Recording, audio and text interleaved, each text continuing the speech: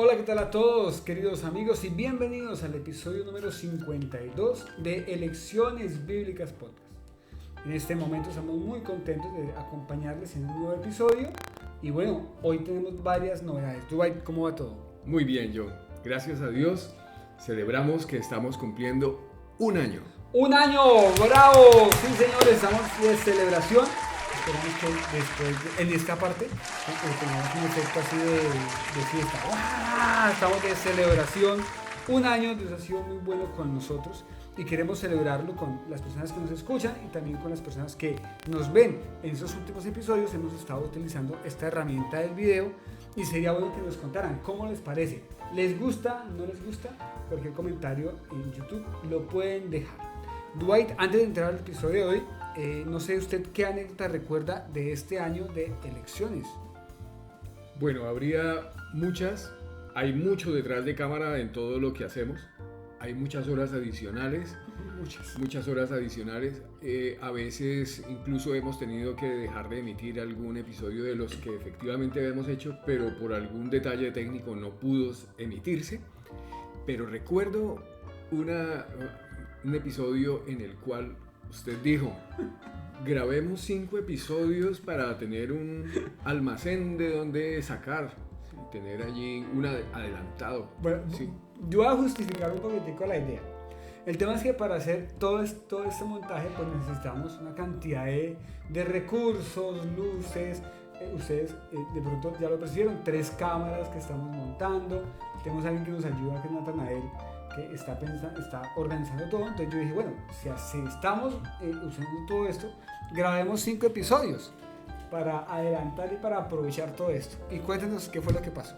Pues no grabamos 5, grabamos 6 veces el mismo episodio. 6 veces el mismo. Comenzamos a la 1 de la tarde y terminamos a la 1 de la mañana. Día siguiente. Así fue, fueron 12 horas de grabación y la razón es porque hacíamos una grabación, la mirábamos, entonces el sonido quedó mal. Entonces, no, toca volver a grabar. Y la siguiente, ¿qué pasaba? Igualmente un sonido se había metido dentro del otro, había 2 micrófonos que entraban en conflicto y entonces se nos dañaba el sonido o la imagen o las dos, entonces bueno, nos pasó de todo. Pero lo sacamos, salió y tenemos ese recuerdo de grabar el mismo episodio. No 5, sino 6 veces. Aquí entonces me molestan o me lo dicen cada vez que vamos a grabar, es que no diga nada porque de pronto terminamos grabando otra vez 6 episodios. Bueno, son cosas que pasan. También tenemos que contarles que Elecciones surge en el contexto de la pandemia, cuando estábamos allí encerrados un poco. Pues bueno, ¿por qué no hacemos algo? ¿Por qué no nos encontramos en ese momento de manera virtual y hacemos un podcast con lo que hacíamos antes en papel? Hay que contar que Elecciones tuvo una edición en papel durante un buen tiempo, luego pasamos a este formato que esperamos que sea del agrado de todos ustedes. Además que ya es como el tercer formato, porque tuvimos papel, tuvimos podcast, solamente audio, y ahora tenemos este modelo que es combinado, que también sale en podcast y también sale en video. Intentamos también combinar en un tiempo el podcast con una versión escrita que se podía consultar en la web. Así es.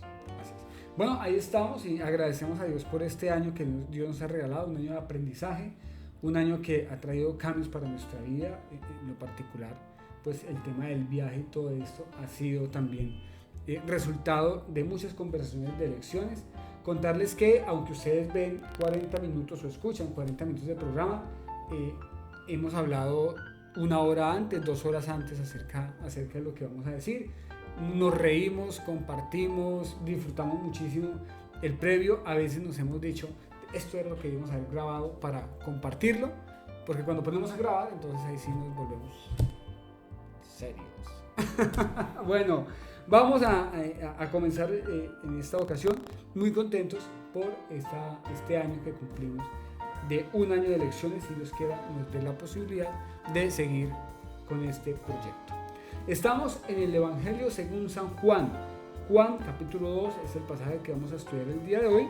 Y Dwight, antes de leer, cuéntanos qué vamos a aprender. Bueno, el episodio casualmente se trata de fiesta, las bodas de Caná. Y lo que vamos a aprender es que ser discípulo de Jesús impacta el día a día, impacta sobre ese problema sencillo que a otro le podría parecer pues desapercibido, podría no enterarse de lo que nos está pasando, pero para nosotros sí es crítico. Y ocurre que Jesús está cerquita de nosotros y nos está ofreciendo la posibilidad, o sea, podemos contar con Él para eso puntual que necesitamos. Tenemos al Creador de todas las cosas entre nosotros y dispuesto a ayudarnos. Correcto. Sobre eso estaremos hablando y usted mencionó una palabra que se repite otra vez, que es fiesta. Estamos de fiesta, estamos de celebración y hay alguien que se está preguntando para qué tenemos las botellas encima de la mesa, que si es por la fiesta. ¿Qué les podemos decir? Pues que tenemos la ilustración de lo que ocurrió aquel día en las bodas de Caná. Jesús. Pero más adelantico, qué pena que yo lo interrumpa, más adelantico. Eso era para explicar por qué estaban las botellas. Que de pronto alguien dice, ay, será la fiesta, entonces van a... Esa es la ilustración del día de hoy. Vamos con la lectura. Juan capítulo 2, entre el versículo 1 y el versículo 12, ¿en qué verso vamos a leer hoy, Eduardo? Vamos a leerlo en la Biblia de Jerusalén, ¿sí? Y invitamos, siempre está posible encontrar esta en una aplicación del móvil, del celular, o también puede consultarla en la web. 3 días después se celebraba una boda en Caná de Galilea. La madre de Jesús estaba allí. Fueron invitados también a la boda Jesús y sus discípulos. Al quedarse sin vino por haberse acabado el de la boda, le dijo a Jesús su madre, no tienen vino. Jesús le respondió, ¿qué tengo yo contigo, mujer? Todavía no ha llegado mi hora. Pero su madre dijo a los sirvientes, haced lo que él os diga. Había allí 6 tinajas de piedra destinadas a las purificaciones de los judíos, de 2 o 3 medidas cada una. Jesús les dijo, llenad las tinajas de agua. Ellos las llenaron hasta arriba. Sacadlo ahora, dijo, y llevadlo al maestresala. Ellos lo llevaron. Cuando el maestresala probó el agua convertida en vino, como ignoraba de dónde era, los sirvientes, los que habían sacado el agua, sí que lo sabían. Llamó al novio y le dijo, todos sirven primero el vino bueno y cuando ya están bebidos, el inferior. Tú, en cambio, has reservado el vino bueno hasta ahora. Este fue el comienzo de los signos que realizó Jesús en Caná de Galilea. Así manifestó su gloria y creyeron en él sus discípulos. Pero no se quedaron allí. Después bajó a Cafarnaúm con su madre, sus hermanos y sus discípulos, pero no se quedaron allí muchos días. Bueno, Dubái, muchas gracias por compartir la lectura bíblica. Comenzamos después de haber hecho una introducción un tanto larga que nos hace el evangelista Juan, con acción, con escenas, con movimiento, con sucesos que van ocurriendo, y dice Juan que es el principio de las señales. Ahí usted lo leyó como principio de los signos, y es que a lo largo del evangelio de Juan vamos a encontrar 7 señales que van a servir como evidencia para demostrar que Jesús es el Hijo de Dios. De eso hablamos hace 2 episodios atrás, cuando estábamos en la introducción del Evangelio según San Juan. Para hablar un poco del contexto, debemos decir que previamente Jesús ha sido reconocido por Juan el Bautista como el Cordero de Dios que quita el pecado del mundo. Se ha pasado en un voz a voz quién es Jesús, han hablado de su identidad. Los discípulos de Juan el Bautista pasan entonces a ser discípulos de Jesús. Jesús llama a Felipe, Felipe va y le cuenta en ese voz a voz a Natanael. Natanael viene y tiene una conversación con Jesús, y Jesús le revela allí su poder y su gloria en una referencia directa al Antiguo Testamento. Nos cuenta Juan que pasan 3 días, entonces 3 días después de eso hay una fiesta, hay un matrimonio, una boda, y esto pues nos invita a pensar en elementos relacionados con las festividades. Cuéntanos un poquito, Dubái, usted qué recuerda o qué relación, o qué ha encontrado mejor, qué ha encontrado en relación con las bodas en la época bíblica. Bueno, es el Mediterráneo, así que el vino es un protagonista de las fiestas. El vino mediterráneo es legendario, aún lo es, y en ese entonces pues había esta preparación natural de que la gente invitaba a sus parientes. Era una fiesta muy grande. Los números que vamos a encontrar, que encontramos aquí, ya los vimos en la lectura, pero hicimos un ejercicio de conversión que solo para el final de la fiesta fueron necesarios 600 litros de vino. Jesús les proveyó 600 litros de vino para que tengamos una idea de cuántos invitados había, ¿sí? Cuántos invitados había en esta fiesta. Habían invitado a mucha gente. Es probable que María hubiese sido una persona cercana, una pariente quizá del organizador, del novio y de sus familiares, porque pues tuvo esa oportunidad, le contaron a ella directamente la falta del vino. Entonces es posible que haya sido una pariente. Correcto. En la época de los tiempos bíblicos, la boda, es decir, la fiesta, era como la culminación de todo un proceso muy largo que se daba en cuanto a las familias. Habían conversaciones, había una dote que se intercambiaba, había unos preparativos con mucha antelación para este momento de la boda, y nos encontramos en Cana de Galilea allí en la fiesta. Como ya lo había mencionado usted, está allí presente María y está presente Jesús y también los discípulos, que en ese momento, al parecer, según lo que uno ha leído, pues no son los 12 discípulos, sino que es un grupo cerrado, un grupo más como cercano. No sé usted cómo lo ve a Dubái en relación a quienes estaban allí en la boda. Pues justamente en lo que habíamos venido trabajando del libro, leyéndolo, pues habíamos encontrado que los discípulos eran inicialmente discípulos de Juan el Bautista, que cuando vieron la referencia que se hizo de que este es el Cordero de Dios que quita el pecado del mundo, fueron en pos de Jesús, le siguieron, pero no parecía haber todavía los 12, había unos pocos, ¿sí? Es posible que aquí en este momento no tengamos al número en pleno de los 12, pero hay que tener en cuenta también que el discípulo de Jesús es aquel que aprende de él. Y yo quiero resaltar aquí el nombre de una discípula, porque está presente.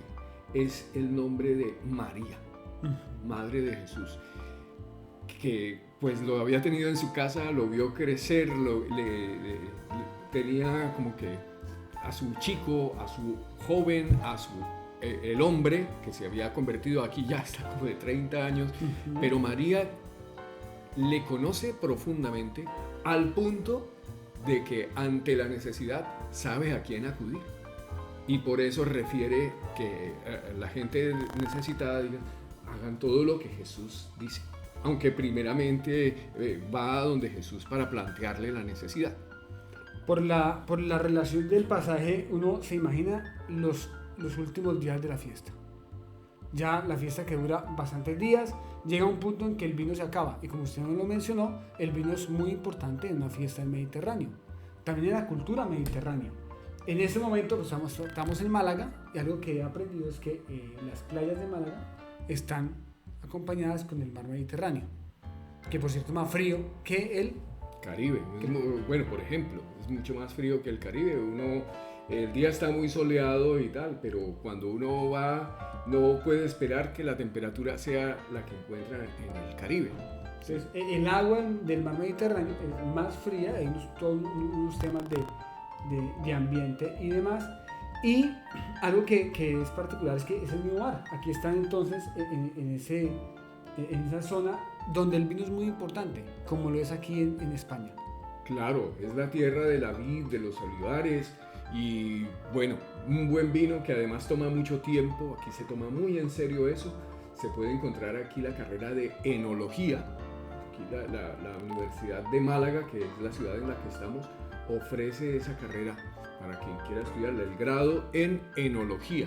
¿Y es el experto en? En los vinos. El experto en los vinos es el enólogo. Vea pues, vamos aprendiendo. El experto en los vinos llega a la fiesta y el vino se acaba.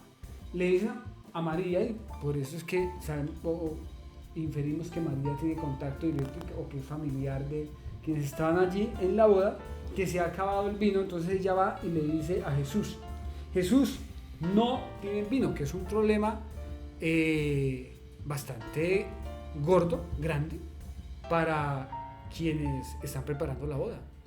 Sí, siempre que uno es el organizador de una fiesta, pues lo peor que le puede ocurrir es que se le acabe los alimentos o las bebidas, y aquí se les acabó la bebida. Imagínese usted la preocupación si yo fuera el maestresala, el que está organizando, o el novio. Hombre, se nos acabó la vida, ¿y ahora qué hacemos? ¿Cómo podemos solucionar este problema? María va y le comenta el problema a Jesús. Así que Jesús le responde, y le va a preguntar a Dubái cómo le parece esta respuesta.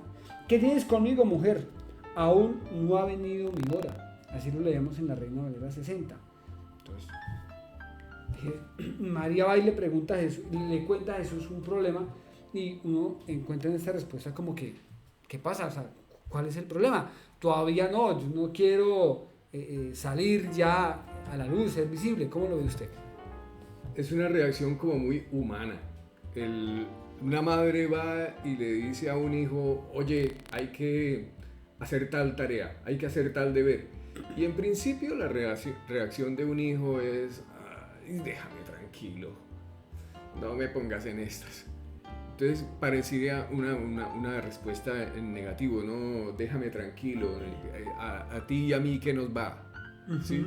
Entonces esa es como la lectura que yo haría de esta respuesta, ¿sí? Se lee, se entiende ese tono un poquito de negativa, de déjame tranquilo.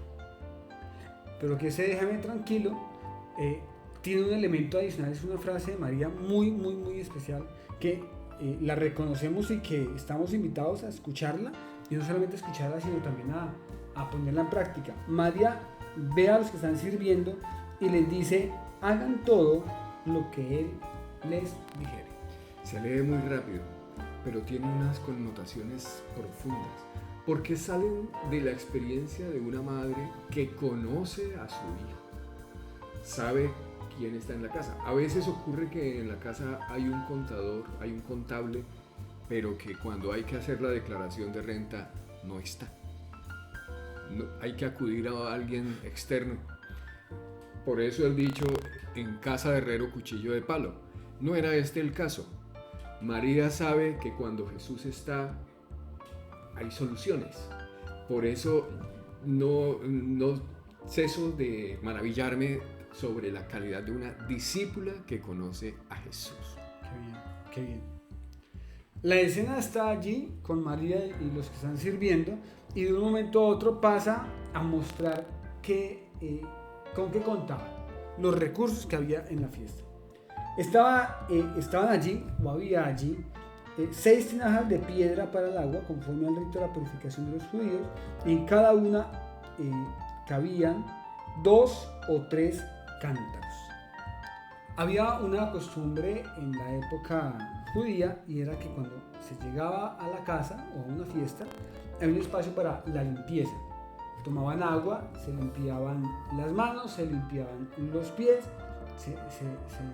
para poder ingresar de manera limpia a la casa. Y allí estaban entonces esas 6 tinajas de piedra, que llama la atención, Dwight, que el autor es muy preciso en mostrarnos esos datos numéricos. Son 6 tinajas, y en cada una cabía 2 o 3 cántaros, y vamos a adelantarnos. Jesús les dijo, llénenlas hasta arriba.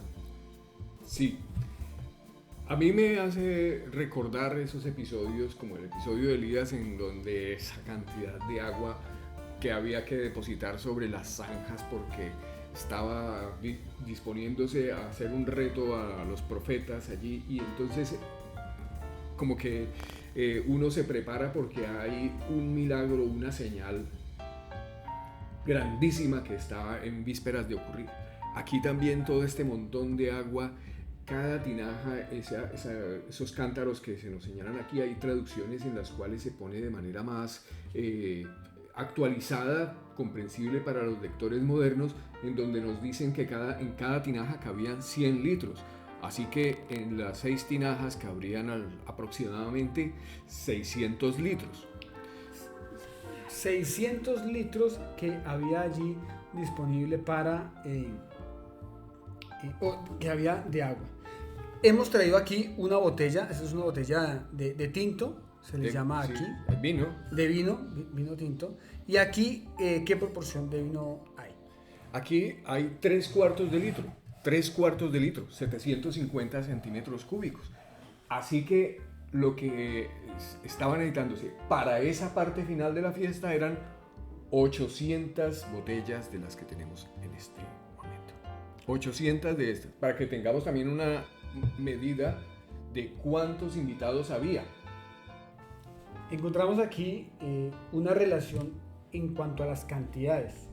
Cuando nos dice que son 6 tinajas, nos dice además que en cada una caben 2 o 3 cántaros y que Jesús pide llenarlas hasta arriba. Cuéntenos, Dwayne, por favor, a partir de esta ilustración, ¿de qué cantidades estamos hablando? Estamos hablando de que en cada tinaja había 100 litros. 100 litros. Es decir, que para las 6 tinajas se requerirían 600 litros, contenían 600 litros de agua, son 800 botellas de estas. 800 botellas de estas, lo cual nos puede ayudar a saber cuántos invitados había en ese lugar, en esa fiesta. Muy bien, muy interesante, porque eso nos va dando unas ideas en torno a el milagro que Jesús hizo. O sea, no es convertir una copa, que lo podía hacer y seguiría siendo Dios.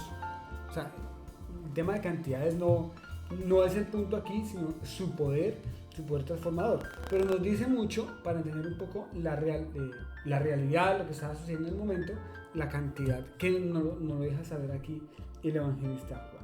Jesús entonces entra en acción. Esta es la primera vez que Jesús va a decir algo, y Jesús les dice: llenad las tinajas de agua, y las llenaron hasta arriba. Es una indicación muy clara. Las tinajas se utilizan para el rito de la purificación, ya lo hemos mencionado, están llenas de agua. Jesús dice: vea, llénenlas por favor de agua totalmente, van y las llenan en su totalidad. Entonces les dijo: sacad ahora y llevadlo al maestro Sara, y se lo llevaron. Son cosas que pasan. Yo siempre me he imaginado esta escena en la cocina, no sé por qué. Está la gente en la fiesta, de un momento a otro se acaba el vino, y Jesús, le dicen a Jesús le responde a María, luego María dice: hagan lo que él les diga. Jesús da unas indicaciones precisas, hay 6 tinajas, llénenlas por favor de agua hacia arriba, y Jesús dice: ahora tomen el vino y llévenselo al maestro Sara. ¿Qué pasó después? Pues ocurre ese milagro. Sí, nada. A ver, la cocina es el lugar de la química por excelencia dentro de la casa, el laboratorio. Esta botella casualmente pone H2O, ¿sí? Son los elementos. Yo creo que un químico se podría explayar aquí y decirnos la imposibilidad de que estos elementos, hidrógeno y oxígeno, se puedan convertir en algo orgánico que proviene de frutos, ¿sí? Esto es inorgánico, y ¿cómo va a convertirse en algo orgánico? En algo que tiene carbono, C6H12O6, ¿cuál será la fórmula del vino? ¿Sí? Lo cierto es que es algo orgánico. Esa transformación que los laboratorios permite hacer, esa alquimia de conversión de un elemento en otro, obtener oro, obtener lo que sea, eso ocurriría solamente con, se me ocurre, explosiones.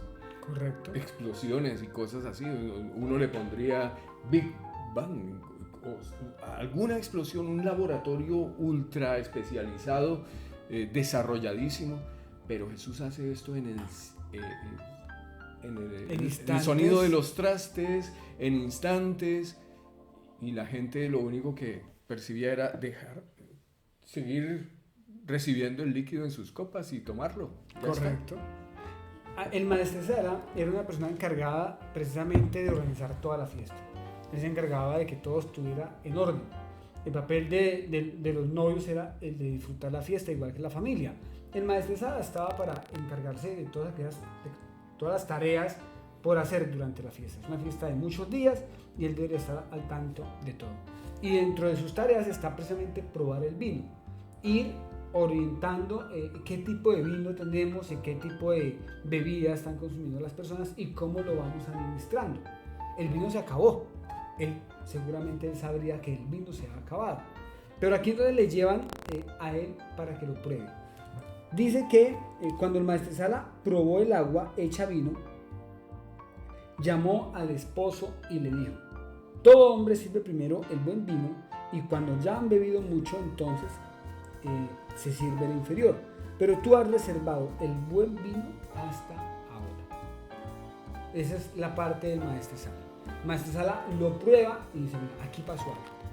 O sea, eso es sorprendente. Me imagino yo, qué cara pondría el maestresala. Prueba el vino y dice: hombre, este es el mejor vino de la fiesta.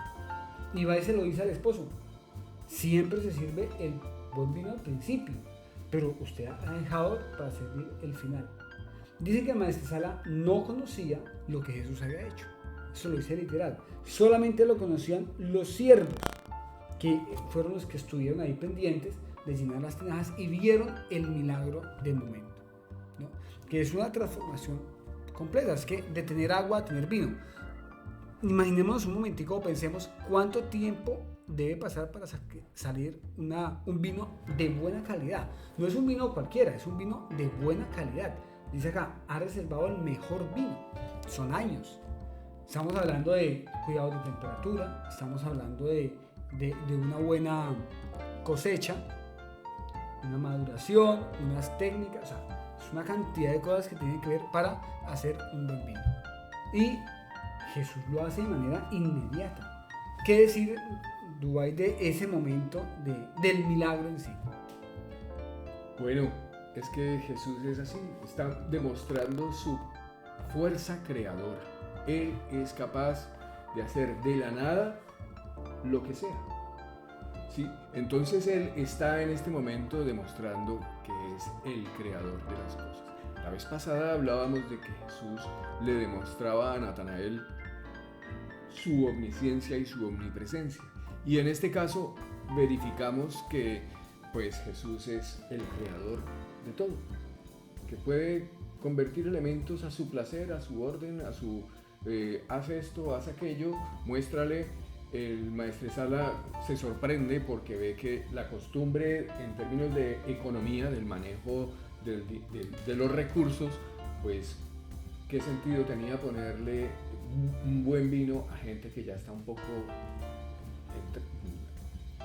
bebida, embriagada. Entonces, si se le embotan los sentidos, no tiene mucha gracia que se le sigan proveyendo un vino de excelente calidad. Entonces, conforme pasaban las horas de la fiesta, la calidad del vino podía disminuirse por manejo racional de los recursos. Aquí no fue el caso. Jesús proveyó un vino excelente hasta el final de la fiesta. Así es. El evangelista dice en el versículo 11 que este fue el principio de señales, o este principio de señales, mejor, hizo Jesús en Caná de Galilea y manifestaron su gloria. Y dice algo muy importante: y sus discípulos creyeron en él.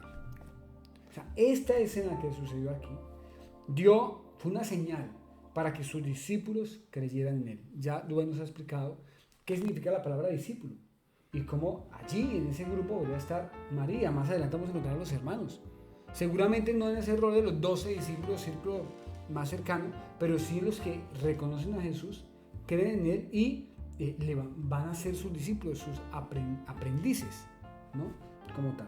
Y ese principio de señales pues nos da a entender que las señales están para demostrar algo, ¿no? Uno va por la calle se encuentra una señal, esa señal le da una indicación, le muestra algo. Pues aquí la conversión del agua en vino fue lo que es una señal de que Jesús es el Hijo de Dios, lo hemos dicho.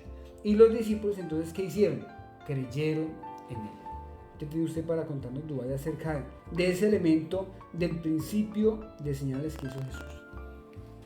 Un principio de señales que lo conecta a uno como ese que aprende de Jesús, ese discípulo, ese aprendiz, ese alumno, como lo quiera llamar, alguien que está en esa escuela de conocer a Jesús, de saber como María que tenerlo cerca y escucharle sus palabras y hacer lo que él dice renta para resolver ese problema que tenemos aquí y ahora.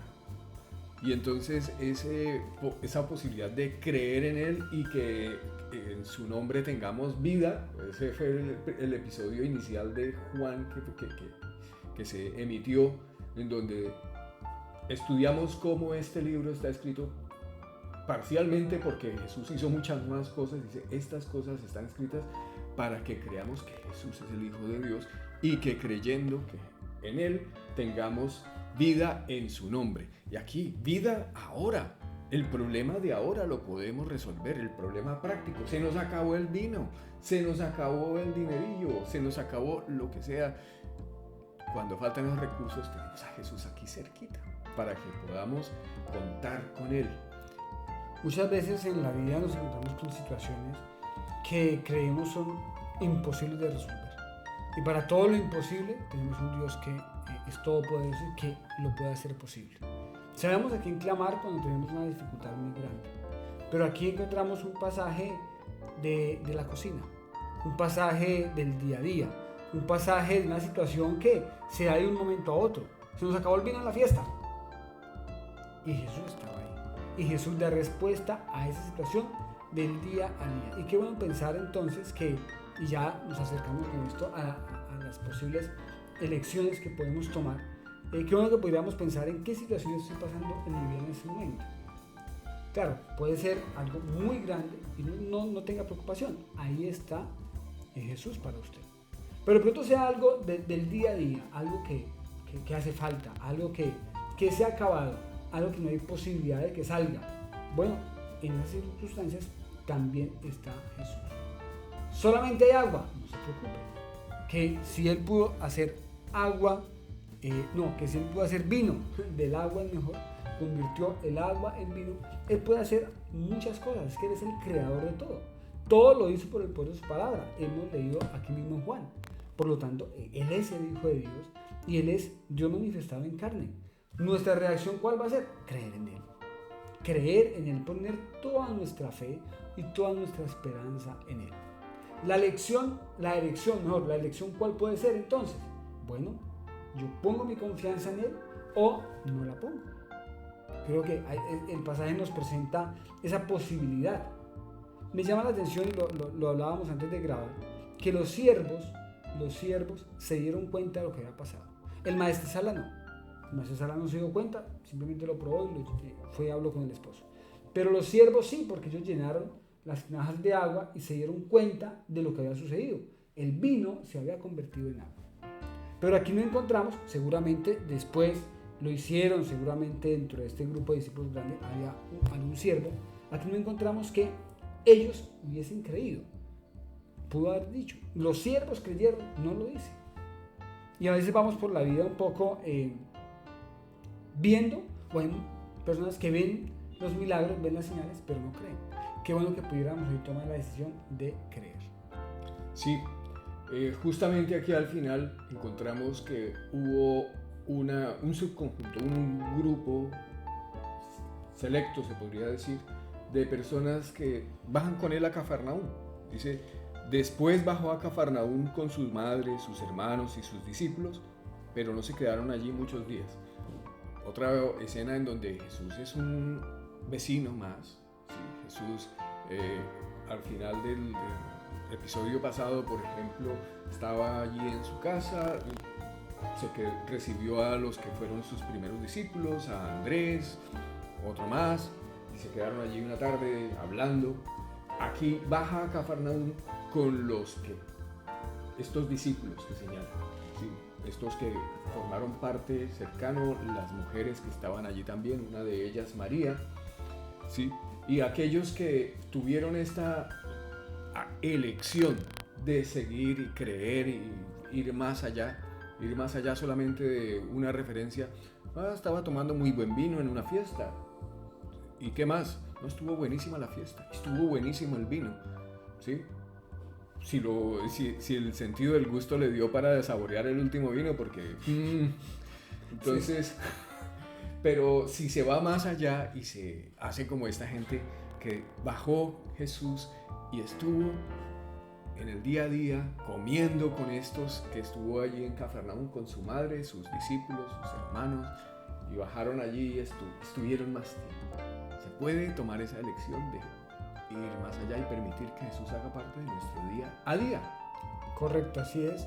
Y qué bonito pasaje hemos leído hoy. Juan nos sigue mostrando señales, pues la primera señal, para ser exacto, acerca de lo que Jesús hizo. ¿Y cómo les mostró? Su gloria. Mostró su gloria en algo del día a día. Y Él no cambia, Él puede mostrar su gloria en el día de hoy, cuando usted está viendo este video o está escuchando este podcast. Nuestro Dios no cambia, Él sigue siendo el mismo ayer, hoy y siempre. Y las circunstancias que usted tiene allí en casa, en su trabajo, en su vida económica, en su vida emocional, en su vida, en su salud, Dios también puede hacer la obra en su vida. Aquí el punto es creer en Él. Ha sido un episodio muy interesante, una charla muy agradable, muchísimas gracias. Con eso entonces vamos cerrando este episodio, muy contentos por la oportunidad de haber estudiado Juan 2. Cuéntenos dentro de 8 días, próximo viernes, sobre qué pasaje vamos a estar estudiando. Bueno, vamos a ir a Jerusalén, la purificación del templo. Hay unas particularidades en este evangelio. A veces leemos este pasaje al final, ya cuando Jesús está próximo a la pasión, quiero decir, la crucifixión, muerte y resurrección, pero aquí lo vemos muy pronto, al inicio casi que de su ministerio, donde Jesús allí va a poner orden en el templo. Estaremos hablando de Juan capítulo 2, entre el versículo 13 y el versículo 25. Le invitamos a que prepare la lectura bíblica, que tome nota y que nos acompañe el próximo viernes en las horas de la mañana, aquí en una nueva edición de Lecciones Bíblicas Podcast. Por hoy esto ha sido todo y estamos muy contentos de acompañarles. Deseamos que Dios los bendiga mucho. Nos despedimos de ustedes deseando que Dios los bendiga y les enviamos un fuerte abrazo aquí desde Málaga, Andalucía, España.